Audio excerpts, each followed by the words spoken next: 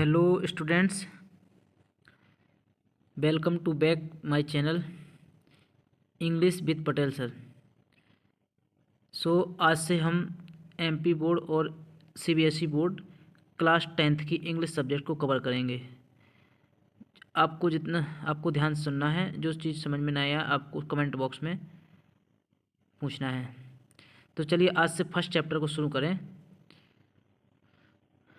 First chapter a letter to God, यानी कि एक पत्र किसको? गॉड को। जीएल फ्यूएंटेस किसने लिखा है? इसको लिखा है G L Fuentes. A letter to God. Before you read, पढ़ने से पहले हमें ये जानना है कि बिफोर यू रीड, इस चैप्टर को शुरू करने से पहले थोड़ा सा समझ लेते हैं कि इस चैप्टर में आगे क्या पढ़ेंगे हम। इस चैप्टर में क्या है? तो दे से फेथ कैन मूव माउंटेन्स। वे कहते हैं कि जो फेथ होता है वो माउंटेन को भी हिला सकता है। फेथ यानी होता है विश्वास। क्या होता है? फेथ यानी विश्वास। यानी कि फेथ क्या कर सकता है? पहाड़ को भी हिला सकता है। But what should we put our faith in, परंतु हमें अपना विश्वास कहाँ रखना चाहिए? What should be put our faith, हमें विश्वास कहाँ रखना चाहिए, कैसा रखना चाहिए? This is the question this story delicately poses. यही क्वेश्चन इस कहानी में बिल्कुल नाजुकता से उठाती है। पोसेस मतलब उठाती है। डेलिकेटली का मतलब होता है नाजुकता, यानी कि यह क्वेश्चन नाजुकता से कहानी उठाती है। Lencho is a farmer who writes a letter to God. Lencho क्या है? Lencho is a farmer who writes a letter to God. Lencho एक फार्मर है हु मीन्स जो राइट्स अ लेटर, जो एक पत्र लिखता है, टू गॉड किसको? ईश्वर को। When his crops are ruined, ruined का मतलब होता है यहाँ बर्बाद। जब उसकी फसल क्या हो जाती है? रुइंड यानी कि बर्बाद हो जाती है। आस्किंग फॉर 100 पैसो, तो लेंचो किसके लिए लेटर लिखता है? 100 पैसो यानी कि 100 पैसों के लिए वो एक लेटर लिखता है। Does Lencho's letter reach God, तो क्या लेंचो का लेटर भगवान के पास पहुंचता है? Does God send him the money, क्या गॉड उसको पैसा भेजता है लेंचो को?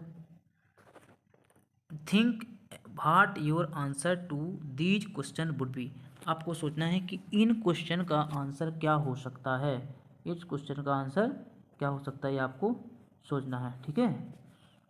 And gas how the story continue, और ये अनुमान लगाना कि ये कहानी कैसे लगातार चलती है। Before you begin to read it, इससे पहले कि आपको ये शुरू करना है। इसके पहले चलिए अब हम कहानी को शुरू करते हैं। अब ये लेटर, ये मनी ऑर्डर के लिए है, ये जिसमें दिया गया है कि आपको मनी कैसे भेजना है पोस्ट ऑफिस से, यानी कि डाक से आपको मनी कैसे भेजना है। ये पूरा लेटर भरना पड़ता है, उसके बाद भेजते हैं। चलिए यहाँ से अपना चैप्टर शुरू होता है।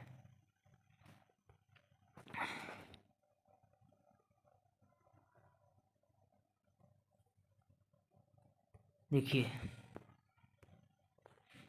The house the only one in the entire valley set on the crest of a low hill.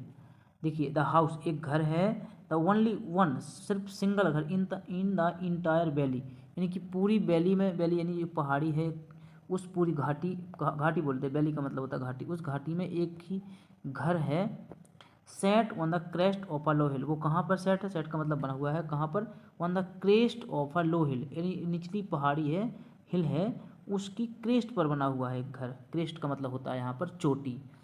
From this height one could see the river, इस हाइट से कोई भी व्यक्ति क्या देख सकता है? रिवर को देख सकता है, कि एक नदी को देख सकता है, क्योंकि उसके नीचे क्या बहती है? एक रिवर बहती है, नदी बहती है। And the field of ripe corn, और क्या देख सकते हैं? फील्ड ऑफ राइप कॉर्न यानी कि पके हुए मक्के के खेत को देख सकता है। कॉर्न का मतलब यहाँ मक्का होता है, अनाज जिसको हम बोलते हैं, अनाज है मक्का। डॉटेड विद द फ्लावर्स, उसमें फूल लगे हुए हैं, फूल खिले हुए हैं उस मक्के पर। That always promised a good harvest, जहाँ से पता चलता है कि ये बहुत अच्छी फसल होने वाली है। The only thing the earth needed was a downpour, सिर्फ एक ही चीज़ जो धरती को चाहिए, वो क्या चाहिए थी? डाउनपोर। डाउनपोर का मतलब होता है तेज बारिश, है ना, मूसलाधार बारिश जिसको बोलते हैं उसको बोलते हैं डाउनफॉल, इसकी आवश्यकता थी उस फसल को, फसल सूख रही थी। एटलीस्ट अ शोवर, यहाँ तक कि थोड़ी सी बौछार भी पड़ जाए तो भी वह बहुत थी। Through out the morning Lencho, पूरी सुबह, उस सुबह लेंचो जो एक फार्मर है, who knew his fields intimately, जो अपनी फील्ड्स को यानी कि अपने खेत को, फील्ड का मतलब होता है खेत, इंटीमेटली का मतलब होता है बहुत करीब से, न्यू मतलब जानता है, यानी कि जो अपने खेत को बहुत करीब से जानता है। Had done nothing ills but see the sky, परंतु उसने कुछ नहीं किया। हैड डन नथिंग, उसने अपने खेत को के बारे में कुछ नहीं किया है। बट सी, परंतु सी मतलब देखता रहा the sky towards the north east, यानी कि उत्तर पूर्व, नॉर्थ ईस्ट का मतलब होता है उत्तर पूर्व की ओर, वो आकाश को देखता रहा पूरे दिन। ठीक है, अब आगे पढ़ेंगे हम, नेक्स्ट पैराग्राफ पढ़ेंगे। देखिए, now we are really going to get some water women, now miss अब we are really going to get some water, अब हमें रियली का मतलब वास्तव में, गोइंग टू गेट का मतलब ज़रूरत है सम वाटर यानी कि कुछ पानी की। वोमेन यानी कि होता है यहाँ पर प्रिय, प्रिय किसको बोला, लेंचो ने अपनी वाइफ के लिए बोला है कि now we are really going to get some water women, यानी कि प्रिय अब हमें कुछ पानी की ज़रूरत है। The women who was preparing food supper, हाँ जो वो औरत थी वो क्या बना रही थी, सफ़र बना रही थी। सफ़र होता है कि खाना, यानी कि रात का खाना को बोलते हैं सफ़र, उसको बना रही थी। रिप्लाइड, उसने कुछ जवाब दिया। क्या रिप्लाई दिया उसने, उसने रिप्लाई दिया यस गॉड विलिंग, बिल्कुल ईश्वर की इच्छा, ईश्वर की इच्छा हो तो पानी बरसेगा। The older boys were working in the field, जो बड़े लड़के थे वहाँ के वो क्या कर रहे थे, खेत में काम कर रहे थे। while the smaller ones were playing near the house, यानी कि जबकि छोटे छोटे जो लड़के थे वो प्लेइंग कर रहे थे नियर द हाउस, यानी घर के पास खेल रहे थे। Until the women call to them, तभी तक वो उस औरत ने, यानी कि उस लेंचो की वाइफ ने, लेंचो की पत्नी ने उनको बुलाया, कम फॉर डिनर, कि आइए डिनर के लिए आइए, रात का भोजन करने के लिए आइए। It was during the meal, actually में वो क्या समय था, ड्यूरिंग द मील, ड्यूरिंग का मतलब होता है यहाँ पर टाइम, मील का मतलब होता है भोजन, यानी कि ये भोजन का समय था।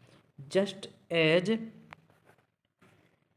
लेंचो हैड प्रेडिक्टेड, वो कह रहे कि जस्ट एज मतलब ठीक है, लेंचो ने कुछ प्रोडिक्शन किया, प्रोडिक्शन का मतलब होता है यहाँ पर कुछ कल्पना करी, यहाँ पर भविष्यवाणी कह सकते हैं कि big drops of rain began to fall, क्या कल्पना करी कि big drops of rain began to fall, यानी कि बड़ी बड़ी बूंदें गिरना स्टार्ट हो गई।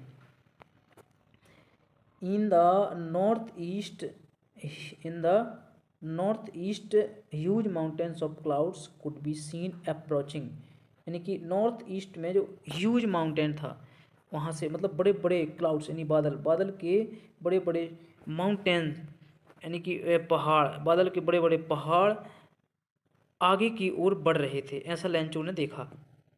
ठीक है, यहाँ पर लिखा ना अप्रोचिंग, अप्रोचिंग का मतलब होता है बढ़ना, आगे की ओर बढ़ना। माउंटेन्स क्लाउड्स यानी कि बादलों, बादल किसके थे, माउंटेन क्लाउड यानी कि बादल थे। ठीक है, आगे चलिए आगे बढ़ते हैं। The air was fresh, air कैसी थी वहाँ की, air was fresh and sweet, वहाँ की हवा बहुत ताज़ी थी और बहुत स्वादिष्ट, यानी स्वीट का मतलब बहुत ठंडी अच्छी लग रही थी। The man went out for no other reason than to have the pleasure of feeling the rain of his body. अब देखिए वो व्यक्ति जो लेंचो था उसके लिए मैन का यूज किया गया यहाँ पर, मैन किस लिए, went out for no other reason, मतलब वो लेंचो बाहर निकलता कोई और रीजन के लिए नहीं, किसके लिए निकलता है लेंचो बाहर, have the pleasure of feeling, उसको एक फीलिंग थी, उस खुशी थी, the rain on his body, कि उसके बॉडी पर क्या गिरेगी, बारिश गिरेगी तो वो खुश हो जाएगा, उसको यही खुशी थी इसलिए वो बाहर निकला।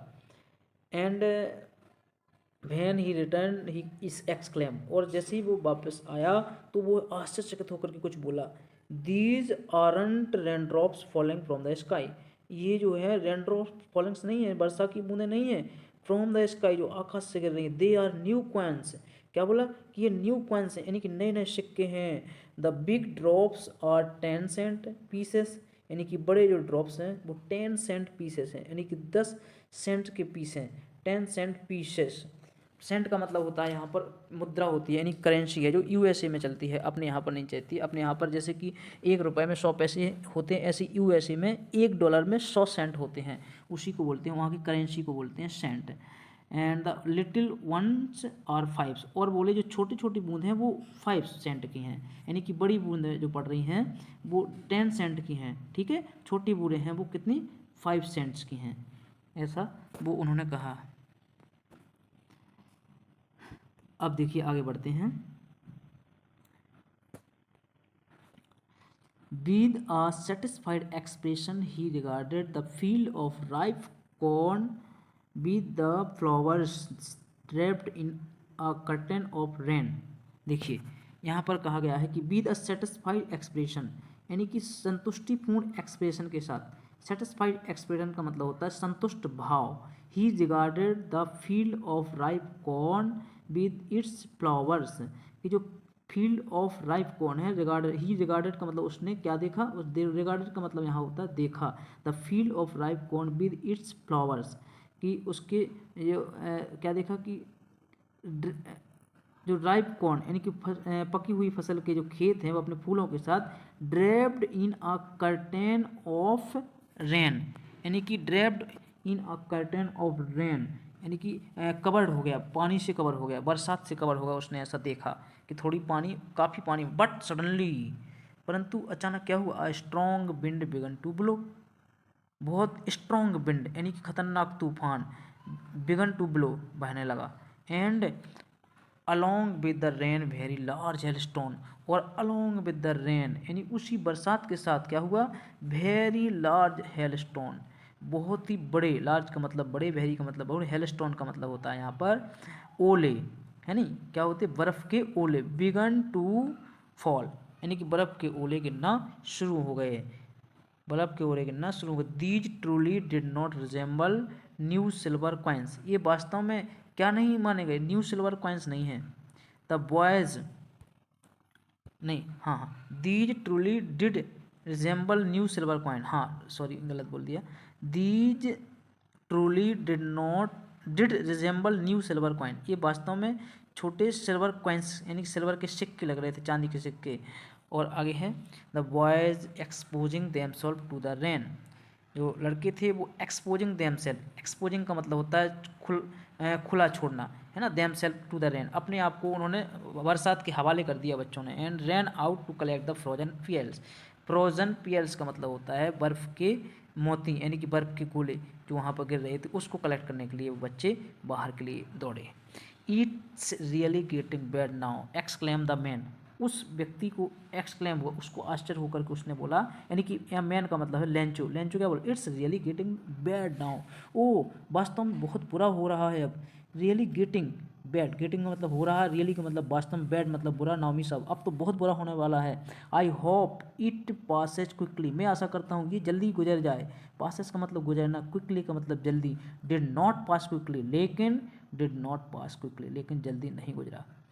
For an hour the hail rained on the house, यानी कि for an hour, an hour का मतलब एक, फॉर से 1 घंटे से द हेल रेंड, हेल गिरते रहे, यानी कि ओले गिरते रहे, कहाँ, ऑन द हाउस, यानी कि 1 घंटे से ओले उस घर पर गिरते रहे। The garden the hill side, कहाँ, घर पर भी गिरते रहे, the garden the hill side, यानी कि उस बगीचे, और बगीचे के साइड में हिल साइड थी जो, यानी कि पहाड़ का क्षेत्र था, वहाँ पर द कॉर्नफील्ड, और वो मक्के के फील्ड पर, खेत पर। ऑन द होल वैली, यहाँ तक कि पूरी वैली पर, संपूर्ण घाटी पे। अब आगे द फील्ड वाज वाइट, और पूरा खेत कैसा हो गया, वाइट हो गया। As if covered with salt, जैसे कि साल्ट यानी कि नमक ने क्या कर लिया हो, नमक ने कवर कर लिया हो। ऐसी इतनी जोर की वहाँ पर बारिश हो गई है और ओले गिर गए हैं कि उसने, नमक ने कवर कर लिया है। चलिए आगे इसको समझते हैं, उसके बाद क्या हुआ।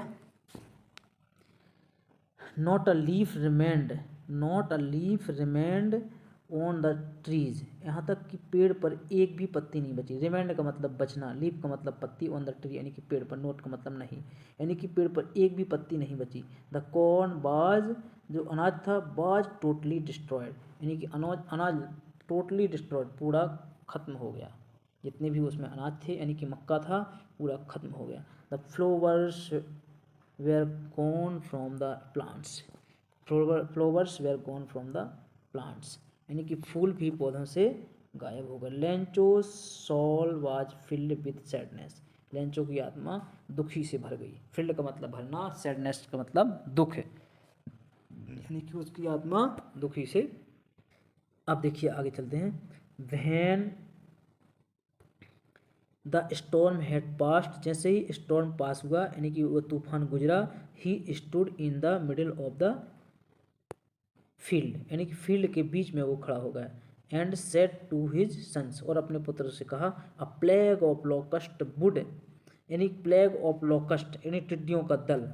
प्लेग ऑफ लोकस्ट का मतलब होता है टिड्डियों का हमला, एक प्रकार का टिड्डियों का हमला जो रहता है। वुड हैव लेफ्ट मोर, वो कह रहा would have left more than this, यानी कि टिड्डियों का दल था वो ज़्यादा छोड़ देता था। लेफ्ट मतलब छोड़ना, मोर मीन्स ज़्यादा, देन दिस इससे ज़्यादा तो टिड्डियों का दल ही छोड़ देता था। हेल यानी कि इस हेल ने तो कुछ नहीं छोड़ा, यहाँ पर लिखा ना आगे, the hell has left nothing, यानी कि हेल का मतलब ओलों ने, हैज लेफ्ट नथिंग, नथिंग मतलब कुछ नहीं, लेफ्ट मतलब छोड़ा, यानी कि ओलों ने कुछ नहीं छोड़ा हमारे खेत में। This year we will have no corn, इस साल हमारे पास कोई अनाज नहीं रहेगा। अब आगे है, the night was a sorrowful one, वो रात कैसी थी, सोरोफुल, बहुत ही उदासीन भरी रात रही वो। Night was sorrowful one. All our work, सारा जो हमारा वर्क है वो क्या हुआ है, all our work for nothing, हमने जितना भी काम किया वो फॉर नथिंग, वो सब बेकार है। There's no one who can help us, यहाँ कोई भी नहीं है जो हमारी क्या कर सके, मदद कर सके। We will all go hungry this year, इस साल हम पूरी साल हंग्री रहेंगे यानी कि भूखे रहेंगे इस साल। इस प्रकार वो लेंचो उदास हो जाता है और वो बताता है अपने परिवार वालों को कि बहुत बेकार दशा हो गई इस साल। But in the hearts of all who lived in the solitary house, यानी कि उस हृदय में जो उस सॉलिटरी हाउस में रहते हैं, सॉलिटरी का मतलब होता है अकेले, हाउस मतलब घर, in the middle of the valley, उस वैली के मिडिल में रहते हैं जो उस घर में, there was a single hope, वहाँ सिर्फ एक आशा थी, हेल्प फ्रॉम गॉड, कि सिर्फ भगवान से ही मदद मिल सकती है, और कुछ भी वहाँ आशा नहीं कर पा रहे थे। वो क्या था,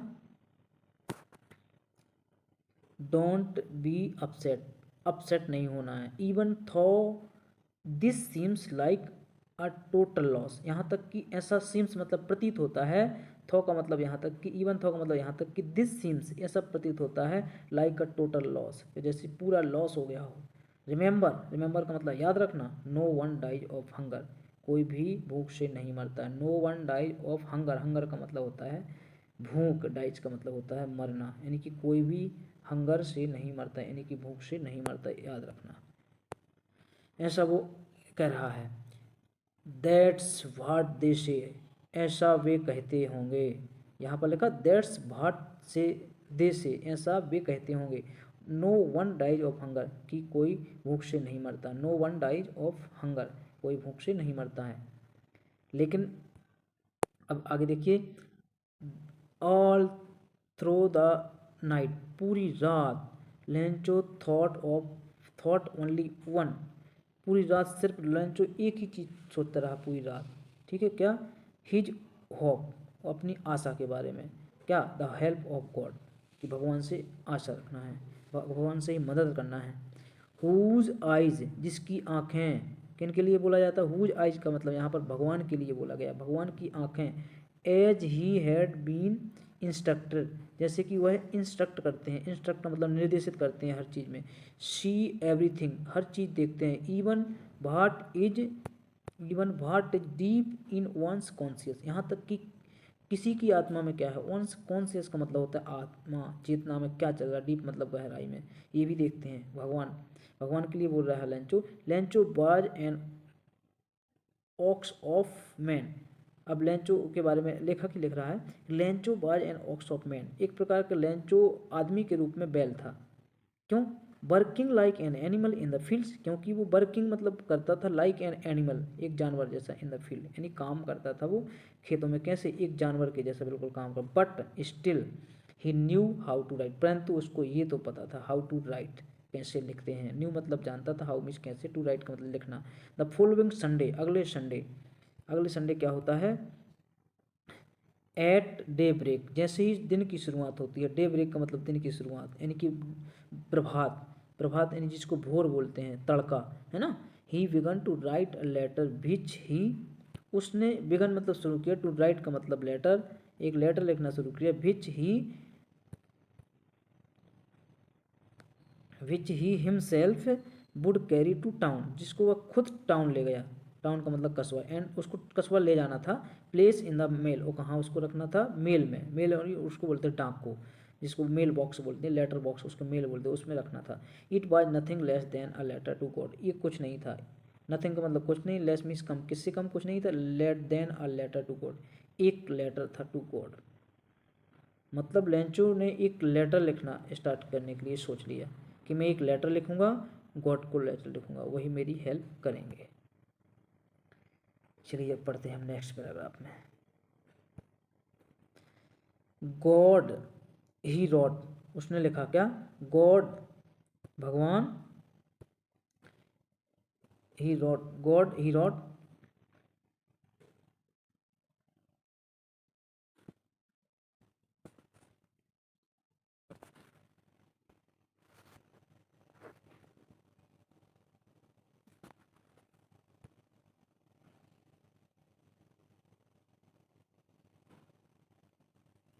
चलिए उसने लिखा गॉड, हे भगवान, ही रॉट, उसने क्या लिखा आगे, if you don't help me, यदि आप मेरी मदद नहीं करोगे, माई फैमिली, तो मेरा जो परिवार है, एंड आई, और मैं हूँ, my family and I, my family और and I will go hungry, हम भूखे रहेंगे, दिस ईयर, इस साल क्या रहेंगे हम भूखे। आई नीड 100 पैसोज, अब हमें 100 पैसों यानी कि 100 पैसों की ज़रूरत है, in order to sow my field again, ताकि मैं अपने खेत को, अगेन मतलब दोबारा, शो मतलब बोना, फील्ड मतलब खेत, मैं अपने खेत को दोबारा बो सकूं, एंड टू लिव, और लिव मतलब रहना, रह सकूं, अनटिल द क्रॉप कम्स, और जब तक कि, अनटिल का मतलब होता है यहाँ पर जब तक कि, क्रॉप का मतलब फसल, कम्स का मतलब आती है, जब तक कि फसल नहीं आती है तब तक के लिए, यानी कि मैं अपने खेत को दोबारा बो दूंगा, और जब तक फसल नहीं आती तब तक मुझे लिव यानी कि जिंदा रहने के लिए 100 पैसे चाहिए। बिकॉज द हेल स्टॉर्म, बाकी डेड डेड डैश इसका मतलब है कि आपको सब पता है, क्योंकि हेल स्टोन ने क्या कमाल कर दिया वो आपको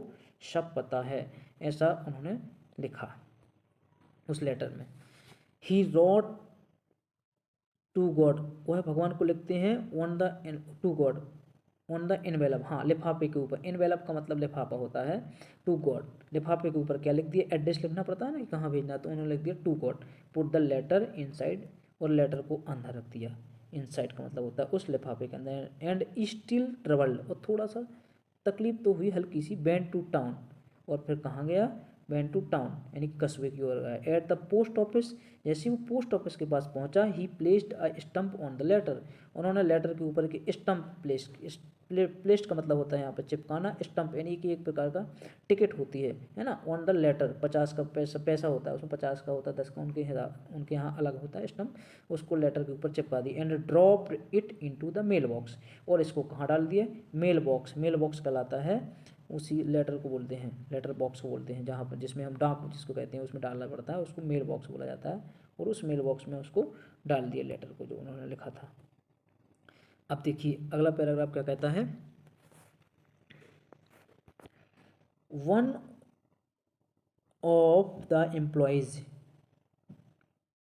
उन जो एम्प्लॉयज़ थे वहाँ पर, एम्प्लॉयज़ का मतलब होता है डाक विभाग में काम करने वाले वर्कर जो वहाँ रहते हैं, उनमें से एक, हु वाज अ पोस्टमैन, हाँ जो कौन था, एक पोस्टमैन था, and also help at the post office, जो पोस्ट ऑफिस में मदद भी करता था, वेंट टू हिज बॉस, वो अपने बॉस के पास गया, बॉस के पास कैसे गया, लाफ हार्टली, लाफिंग हार्टली यानी कि हंसते हुए, हार्टली बड़ी आत्मा विभोर से बिल्कुल हंसते हुए गया, and showed him the letter to God, और सो मतलब दिखाया, हिमिस उसे, द लेटर टू गॉड, एक गॉड का लेटर है वो दिखाया बॉस को, जो उससे बड़ा अधिकारी होता है उसको पोस्ट मास्टर बोलते हैं। पोस्टमैन पोस्ट मास्टर के पास गया, पोस्ट मास्टर वहाँ का बॉस होता है पोस्ट ऑफिस का।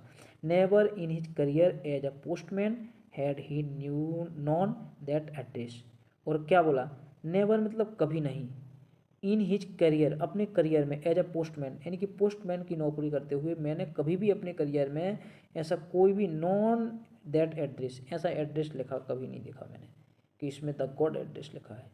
The post master a fat amiable, post master जो था फैट मोटा, एमिएबल यानी कि मिलनसार, मोटा और मिलनसार व्यक्तित्व का होगा वो। पोस्ट मास्टर कैसा था, मोटा था और मिलनसार, एमिएबल हाँ फेलो साथी में से एक प्रकार का उनका साथी था। आल्सो ब्रोक आउट लॉफिंग, वो भी हंसने लगा हा हा हा हा। But also immediately he turn serious, परंतु तुरंत क्या हो गया, सीरियस हो गया। इमीडिएटली का मतलब होता है यहाँ पर तुरंत। ही टर्न सीरियस, वो सीरियस हो गया। And tapping the letters on his desk, और उस लेटर को उसने अपनी डेस्क पर रख दिया, टेबल पर। कमेंटेड, कुछ बोलते हुए, क्या, व्हाट फेथ, क्या विश्वास है। I wish I had the faith of the man who wrote this letter, मेरी इच्छा है, विश का मतलब इच्छा है, मेरी इच्छा है क्या, कि आई had the faith of the man, कि जो व्यक्ति का विश्वास है वो बना रहे, हु रोट दिस लेटर, जिसने यह लेटर लिखा है,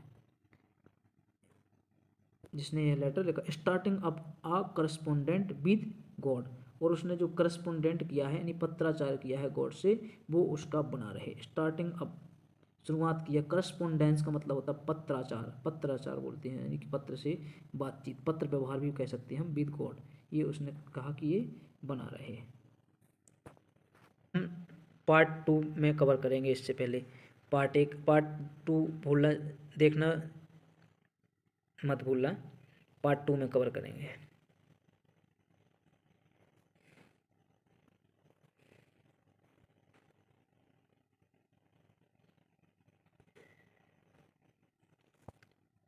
वीडियो देखने के लिए थैंक यू सो मच। अब इससे आगे हम पार्ट 2 में कवर करेंगे। Thank you so much. Like, if you like my video please share to your friends.